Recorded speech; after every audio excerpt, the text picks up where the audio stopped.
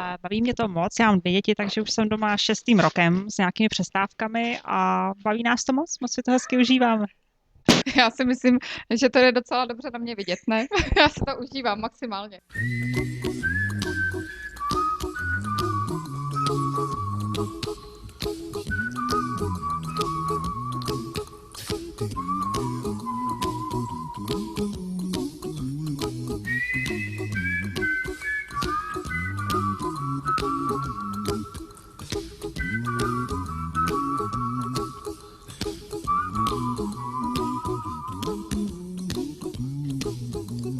Here's a little song I wrote. You might want to sing it note for note. Don't worry. Be happy. Tak samozřejmě už to není, co to bývávalo, ale tak snažíme se všichni. Často se to musí skloubit s těmi dětmi, protože času úplně sama pro sebe zase tolik nemám, ale i ten se snažím nacházet, takže chodíme třeba do mateřského centra, kde ty věci, co baví mě, zároveň baví děti, takže třeba chodíme na nějaké kutící kurzy nebo na různé tanečky a zpívání a tak dále, takže si to můžeme užít všichni a samozřejmě se snažím najít i čas sama pro sebe, takže chodím cvičit a vzdělávám se, čtu si, abych se trošičku udržela v tom svém oboru, ve kterém pracuji, abych během té mateřské dovolené všechno nezapomněla, ale samozřejmě toho času s 2 dětmi není až tolik, takže to musíme kloubit všechno dohromady. Takže v současné chvíli pracuju v různé frekvenci a právě i to mě nutí se tomu věnovat. Plus jsem si teďka udělala ještě kurz účetnictví, který se velmi vztahuje k té mé profesi, k těm daním, což jsem vždycky považovala za takovou trošičku otevřenou ještě kapitolu, protože jsem nikdy se mu nemohla věnovat tak naplno, takže teď jsem i absolvovala intenzivní kurz účetnictví, kdy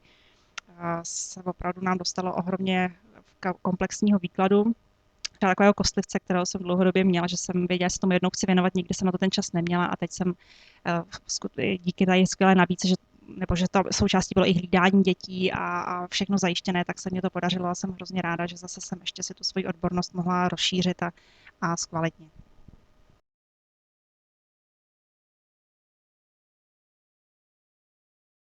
Tak u mě to je hrozně různé. Některý týden je to 20 hodin, některý týden je to 5 hodin, některý týden to není nic, což je až trošku moc flexibilní, protože člověk, když té práce potom je najednou hodně, tak na to nemá zajištěné to hlídání a není na to připravený. Takže mě by mnohem víc vyhovovalo mít nějaký pravidelný režim, to znamená vědět třeba, že budu v té práci 2 dny v týdnu a 3. den pracovat z domu a mít tam určitý řád a pravidelnost, protože pak si na to i ta rodina zvykne a má to určitý systém a prostě to funguje takhle, když je to až moc nárazové, tak zase je to až příliš flexibilní pro mě. Takže já jí v téhle chvíli věnuju v průměru 5 až 10 hodin týdně, ale je to prostě hrozně takové nevyrovnané.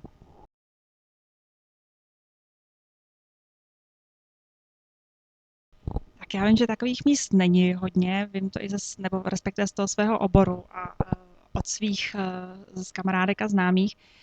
Vím, že ty místa většinou existují v té firmě, kde člověk původně pracoval, když už, kde vás znají a vědí, jestli jste byla schopná, nebyla, jestli tím pádem i na ten zkrácený úvazek s 7 dětmi jste schopná dostat těm povinnostem, které se tam ukládají. To třeba v mém případě už možné není, protože se svým původním zaměstnavatelem jsem ten pracovní úvazek ukončila. A jít na zkrácený úvazek někomu novému, vidím, že je ohromný problém, že ta místa opravdu se nenabízí, víceméně nejsou a buď je to naplno nebo vůbec, což v tom poradenství například, kde jsem pracovala, já neznamená plný úvazek 8 hodin denně, ale 10 až 12 a to prostě ze 2 děti vůbec není možné, takže standardní místo já teďka asi těžko budu ve svém oboru hledat.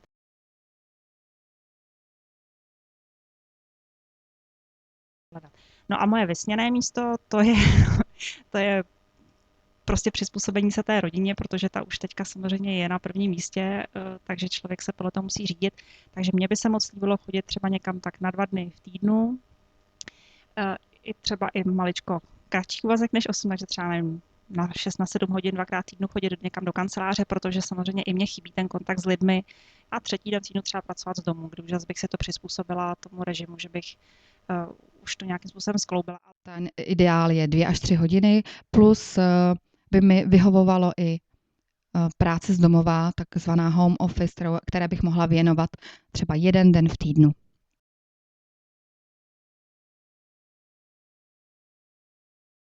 tak určitě, pokud by ta práce trvala vlastně jenom 2 nebo 3 hodiny denně, tak by to bylo plné nasazení, moje energie, elán. Těšila bych se do té práce a to si myslím, že je důležité. Nyní navštívíme rekvalifikační kurz účetnictví, který probíhá v rámci projektu Práce a život v rovnováze, který podpořila Evropská unie. Ale probíhá test. Turn the lights up, baby. This one's for the ladies in the house.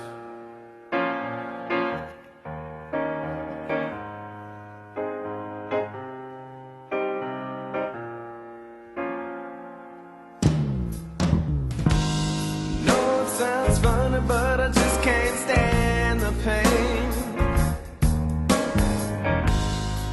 Girl, I'm leaving you tomorrow. Seems to me, girl, you know I've done all I can.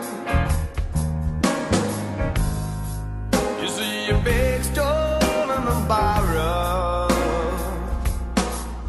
Yeah. Ooh, that's why I'm easy. I'm easy like Sunday morning. Yeah, yeah. That's why I'm easy.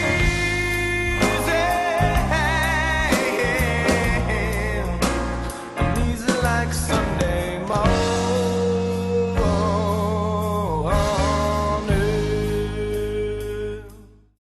V rodinném centru MUM nabízíme našim zaměstnancům flexibilní formy práce z toho důvodu, že pocházíme z cílové skupiny rodičů s malými dětmi vracejícími se na trh práce po rodičovské dovolené. Proto sami chápeme dobře, jak taková změna má vliv na celou rodinu a její běh. Zrovna tak jako dětem pomáháme při velkých životních změnách, pomáháme jim při vstupu do mateřské školky, zvykací dobou, v 1. a 2. třídě v základní škole. Myslím si, že to je podpora změn, které to dítě musí absolvovat a věřím tomu, že i zkrácený úvazek, do kterého rodič po dlouholeté, 3leté, 4leté rodičovské dovolené nastoupí, tak takový zkrácený úvazek může být pro něj určitou v uvozovkách zvykací dobou. Společnost se v průběhu letech přizpůsobuje mnoha tlakům, z historie by se jich dalo vyjmenovat několik. Myslím si, že tohle je takovým dalším přirozeným tlakem.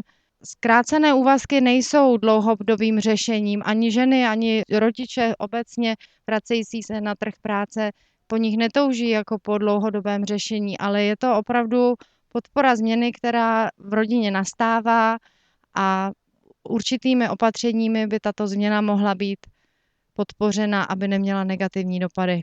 Rodinné centrum MUM, moje pracoviště, vzniklo před 11 lety, kdy ho založila skupinka dobrovolných maminek na mateřské nebo rodičovské dovolené, které měly potřebu se realizovat, měly potřebu dělat něco pro sebe a své děti, ale i pro ostatní, tak založili neziskovou organizaci MUM a provozovali zde spoustu prorodinných aktivit. Byl to převážně tým dobrovolný, který v podstatě fluktuoval podle toho, kdy které mamince skončila mateřská dovolená a musela nastoupit do zaměstnání. Já vedu rodinné centrum již 8. rokem. Nám se podařilo vybudovat stabilní profesionální tým, který zaměstnává lidi na 4 plné úvazky, ale tuto práci vykonává celkem 24 osob na různé formy úvazku. Jsou to, buď to je sdílený úvazek, nebo tu máme spousty zkrácených úvazků částečných, máme spousty dohod a je to pro nás velmi výhodné, je v tom obrovská flexibilita, můžeme se vzájemně zastoupit a je tady spousta osob, které se na projektech můžou spolu podílet a jsou zastupitelní. Vlastně naše cílová skupina, naši návštěvníci a klienti jsou převážně z řad rodičů, kteří pečují o děti, jsou buď to na mateřské nebo na rodičovské dovolené a chodí do rodinného centra, jak si aktivně trávit volný čas a vzdělávat se. Vlastně naši zaměstnanci, tak i naši zaměstnanci, pracovníci jsou vlastně z řad rodičů, kteří pečují o děti, tudíž pokud je chceme zaměstnat, tak zkrátka musíme vycházet z jejich potřeb, osobních potřeb, jejich prostě rodinného rytmu, aby to všechno bylo v souladu a mohli jak pracovat, tak i se věnovat rodině a všechno spolu dobře stíhat. Myslím si, že motivovat zaměstnance a dělat jim jakoby přátelské prostředí a ladit jejich rodinný a pracovní život není věcí neziskového sektoru. Myslím, že tenhle cíl má i ziskový sektor, komerční sektor, jak jsou jakoby komerční sféra.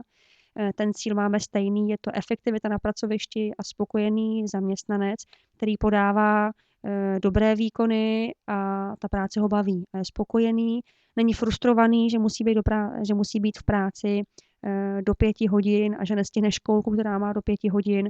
To všechno prostě musíme být ochotni zohlednit a pak ta práce jakoby má smysl a taky nás ta práce potom jinak baví.